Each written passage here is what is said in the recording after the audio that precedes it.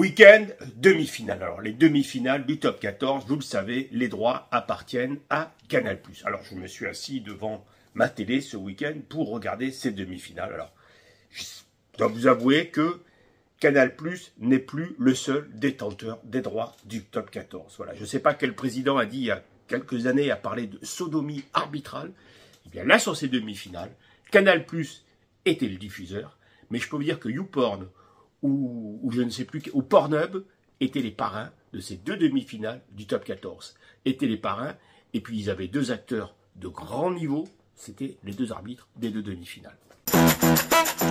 On va commencer par la demi-finale Bordeaux-Stade Français. Alors, l'arbitre, Pierre Brousset, depuis alias Rocco Brousset, a pris des décisions pour le moins litigieuses. Alors, je vous explique.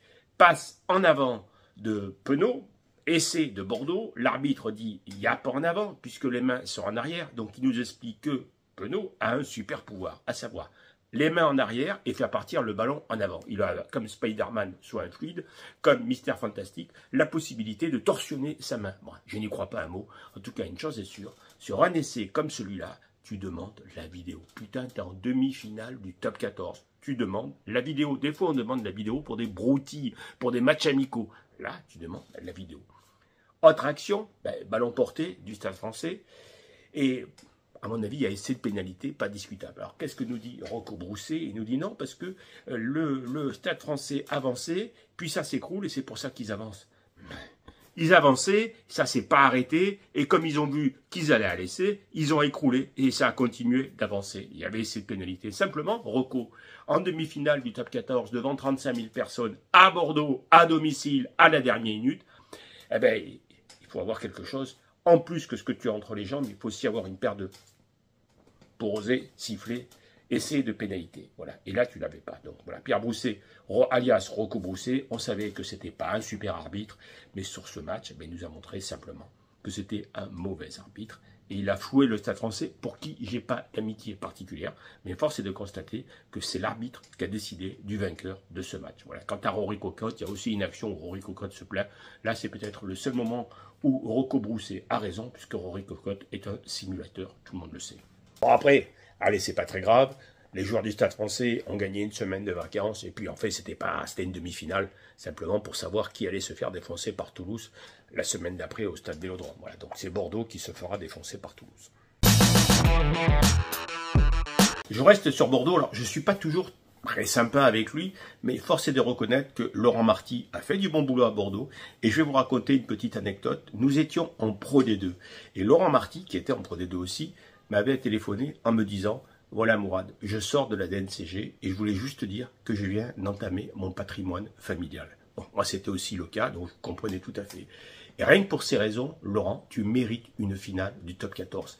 Kiffe-la bien, mais attention, il n'y a rien de plus beau que de se qualifier pour une finale du top 14. On y allait 5 fois, mais je te l'annonce, il n'y a rien de pire que perdre une finale de top 14. Et c'est un spécialiste qui t'en parle, puisque j'en ai perdu 4. L'autre demi-finale, c'était Toulouse-La Rochelle. Voilà. Et je dois vous avouer que j'avais le sentiment que pour la première fois depuis très longtemps, La Rochelle allait taper Toulouse. C'était visible, physiquement, ils avaient pris l'ascendant. Et là, c'est là que Tual Trenini intervient. Carton rouge sur Antonio. Sincèrement, je le trouve sévère le carton rouge, surtout en demi-finale, surtout en sachant que ça va totalement changer le destin de la rencontre. Alors, le patron des arbitres, M. Marcillo, nous a dit allez vous entraîner avec Antonio et vous comprendrez. Oui, Antonio, il est massif. Dans ce cas-là, on va comprendre, on va lui interdire de jouer au rugby si on écoute le patron des arbitres. Voilà. Et puis, quelques minutes après, alors à 14, La Rochelle, c'était difficile, mais on avait le sentiment que ça allait continuer à faire match quand même.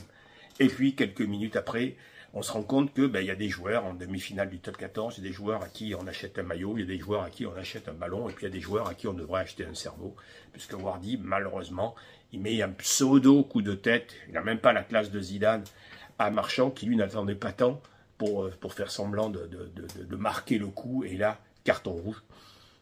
Celui-là était peut-être indiscutable, même si le coup de tête n'est pas vraiment appuyé, c'est plus une tête poussée, mais bon. L'arbitre a décidé de mettre un carton rouge, et quand il met ce rouge, il sait très bien que le match est terminé. C'est pas un rouge qu'il met, c'est la victoire à Toulouse direct. Il met sur le tapis la victoire de Toulouse. Voilà, donc les arbitres ont décidé sur cette demi-finale que la finale, ce serait Toulouse-Bordeaux. Donc honneur à Toulouse pour battre Bordeaux. Et puis que pour moi, finalement, la finale aurait dû être cette année La Rochelle, Stade Français. Et je ne vous parlerai pas des quarts de finale. Montpellier, on ne s'en lasse pas. Alors, changement total du staff et Colazo, une nouvelle fois, se retrouve largué avec 1 an de contrat quand même à lui payer. Et donc, la bonne nouvelle pour Patrice Colazo, c'est qu'il entre dans le rang des millionnaires licenciés du top 14. 3e licenciement, le premier avec 4 ans de contrat, le deuxième avec 2 ans, le troisième avec 1 an, ça veut dire qu'il a touché 7 à 8 ans de salaire en une saison. C'est énorme, voilà. Colazo, licencié. En même temps, quand je vous dis licencié, vous ne pensiez pas que c'était licence de lettres modernes. Non, c'est licencié tout court, licence de lettres modernes. Il n'y a personne qui a cru. Le problème avec Colazo, c'est que lui, je le croise souvent, parce qu'il vient souvent à Toulon. Donc voilà, Patrice, c'est de l'humour. Voilà, je n'en pense pas un mot. Et tiens, voilà, je me mets une Jeep, comme ça, c'est moi qui me la suis mise pour frapper, c'est fait. Voilà, est-ce que vous connaissez l'histoire de Tatafou qui a été appelé par Fabien Galtier pour jouer avec l'équipe de France? Le seul problème, c'est que les règlements et Fabien Galtier, on le sait depuis quelques années, ça fait 2. Et là, bien, il n'a pas lu le règlement une fois de plus. Et Tatafou, il a le droit de venir au rassemblement de l'équipe de France. Il a le droit, ouais. Mais il n'a pas le droit de jouer. Voilà. Il fallait juste lire le règlement. Et ils l'ont découvert une fois qu'il était là. Donc voilà. Donc, message au président de la Fédération française de rugby qui n'arrête pas de nous parler de pertes. Ben voilà, il y a un billet qui a été pris pour un joueur. Et ce n'était pas nécessaire, c'est à mettre du côté des pertes. Et puis accessoirement, si le stade de l'équipe de France pouvait potasser les règlements, ce serait parfait.